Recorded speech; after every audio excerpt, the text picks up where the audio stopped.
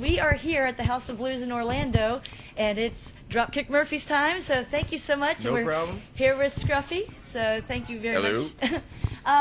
Well, now, what has been the most memorable moment on this tour so far for you? Memorable moment, probably the Hulk ride. Yeah. We had a day off a couple days ago here in Orlando, and we went to Universal Studios. They were gracious enough to give us a couple of speed passes and that. So we're a bunch of kids at heart, so we all made our way over to the park and did a bunch of rides. Did the Harry Potter, and I tell you, that Hulk ride, though, it's something. Yeah, especially if you don't know that it's going to shoot you out. up. Yeah, and I didn't at first. And oh, yeah. I'm not going to say I screamed like a girl, but I might have screamed like a girl.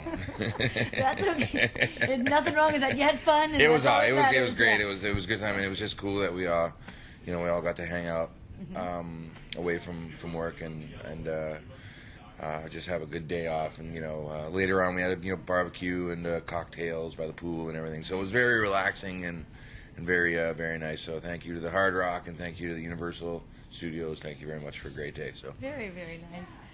Well, now, with St. Patrick's Day being less than 2 weeks away now, I know you guys do your big celebration in Boston, so what can people expect this year? Expect the unexpected. We just obviously try to put on a great show for our fans. We got the greatest fans in the world. They enable us to do what we do. We love so much for a career and for a living. We try to give as much to them as they give to us. So we hold no bars hold. We have pipe bands and we have dancers and we have, so last year we had a surprise guest, Mr. Bruce Springsteen joined us. So we like to throw our fans little curveballs and sliders so they don't really know what's going to happen at any given show. So come to them all, and hopefully everyone will have a good time. And that's really all we want to do, is we just want to ensure that people just have a great time and a great celebration with us. And again, we're just so grateful that we get to provide such a fun party, So. Right. And you mentioned Bruce Springsteen. And I know he's on the latest album, along with Fat Mike and a few others. Yep. What was that whole experience like working with them? Bruce is just such a down-to-earth guy.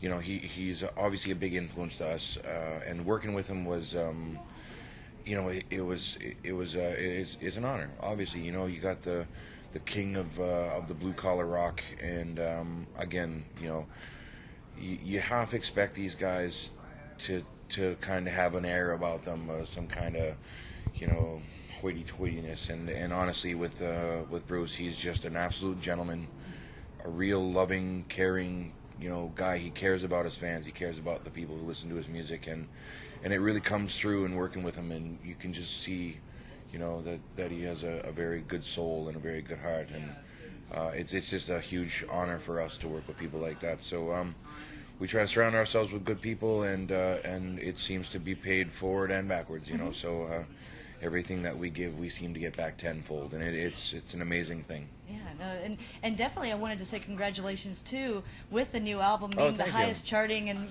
most successful. It seems like you guys, you haven't slowed down at all. I mean, you've been around since 95, 96, I believe, and the band, where some, have kind of dropped off a bit or whatever, you guys tend to get better and better, stronger and stronger, and Well, and with that, it's funny. A lot of people ask me, they say, well, you guys have been doing this for so long, and how is it that you continually being able to sell out shows and being able to go to these different places, and I just simply say, again, our fans are the greatest, and we have the work ethos of slow and steady wins the race.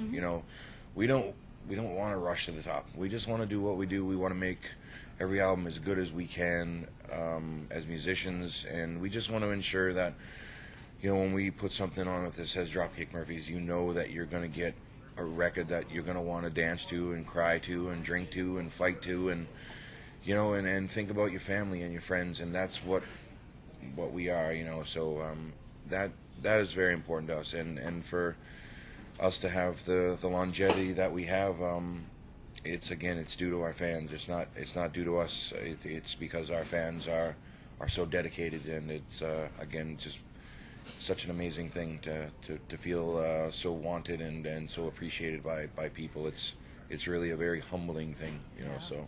Well, with the new album, I mean, what was the most challenging part of this new album? I mean, whether it was in the recording process or the writing process, what was the hardest thing that you guys, or biggest challenge that you had with this new album? You know, well, we had an amazing producer, a gentleman by the name of Mr. Ted Hutt, who's worked with a lot of great bands. And, you know, sometimes giving up the reins a little bit as far as creative sound and control is very hard. But he steered us in a very Dropkick Murphys direction, but just brought out, I think, a more raw sound, and that's something that you know, with our last couple of records before going out in style, it was kind of more of a very polished kind of sound. Whereas going out, you can hear, I think, the emotion that we tried to bring to our music, and Ted definitely brought that out in the sound of the record. So. For me, that would have been the hardest thing, and you know, going into the studio with the guys, you know, and doing the record day after day. It just sometimes you get frustrated, but at the end of the day, it's all worth it, because the final product is something that I'm very proud of, that we're all very proud of. I found out that you guys, I guess, played Fields of Athenry at Sergeant Andrew Faraz, yeah. Yeah, at his funeral. Yep. What was that whole experience like for you guys? I tell you, I was in the Army for about 7 years approximately, as an infantryman, 11 Bravo, and I've gone to combat.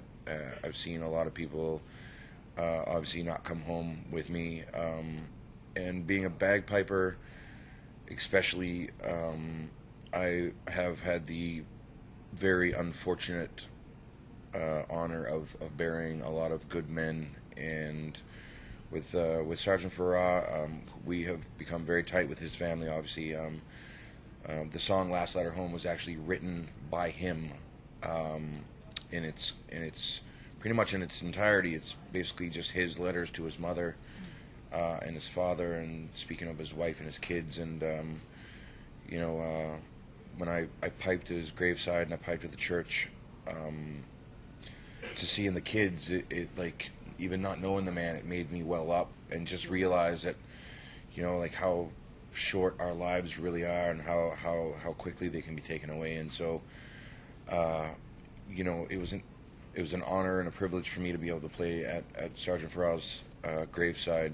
But again, as a piper, it's a very bittersweet instrument. You know, it's one of those things where very rarely do you get to celebrate life with the bagpipe. You get to celebrate a lot of death, Right. and it's again, for us to be there and us to do that particular funeral, it was trying, but I'm honored to be able to say that I got to pipe as the last wish of him at his funeral.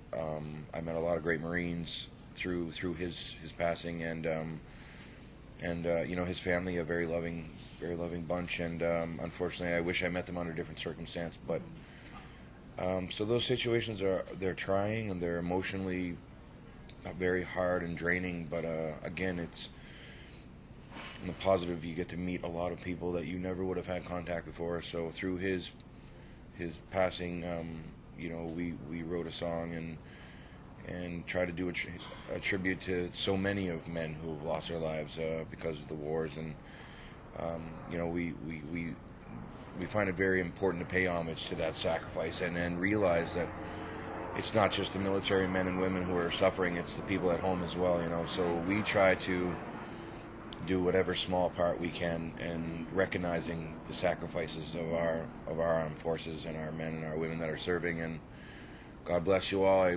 Nothing but love and respect, and I hope you all home soon and safe, and bless your families. And that's from all of us, you know. So yeah.